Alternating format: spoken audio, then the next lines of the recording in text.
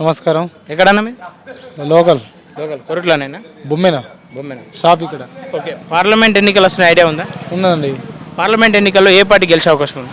BJP వస్తా అండి. BJP ఎందుకు? మంచి మంచి వర్కులు చేసింది మనకు. రైల్వే మార్గాలు అయినా రూట్ మార్గాలు అవి పెంచింది. మళ్ళీ ప్లస్ అన్ని రకాలుగా మంచిగా ఉన్నాయి మనకు. నాకు ఓ తెలుస్తుంది మాకు బీజేపీ. బీజేపీ అంటే అందరు ఏమంటారు, ఇక్కడ కాంగ్రెస్ ఉంది కాబట్టి కాంగ్రెస్ గెలిచే అవకాశం ఉందని మీ కొరట్లో ప్రజలే అంటారు. రాదండి.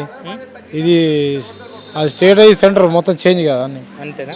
కంపల్సరీ. గతంలో ఎంపీ అరవింద్ ఇక్కడ ఎంపీగా ఉన్నటువంటి అరవింద్ను ఎమ్మెల్యే ఇక్కడ ఓడగొట్టిరుగా. అది కొన్ని కారణాల వల్ల జరిగింది. అంటే లోకల్ అభ్యర్థులు అట్లా ప్రచారం చేశారు, ఆ విధంగా జరిగింది. అంటే ఆయన మీద అవినీతి ఆరోపణలు కూడా ఉన్నాయి కదా కొన్ని.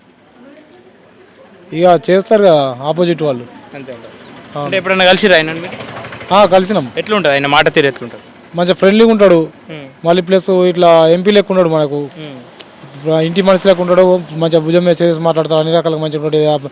ఆపద జరిగిన అని సహాయం చేస్తాడు. అన్ని రకాలుగా మంచిగా ఉంటాడు. అంతేనా? అవును. మరి ఆయన కార్యకర్తల మీకు సీరియస్ అవుతారు, జనాలు మీకు సీరియస్ అవుతారు అంటారు.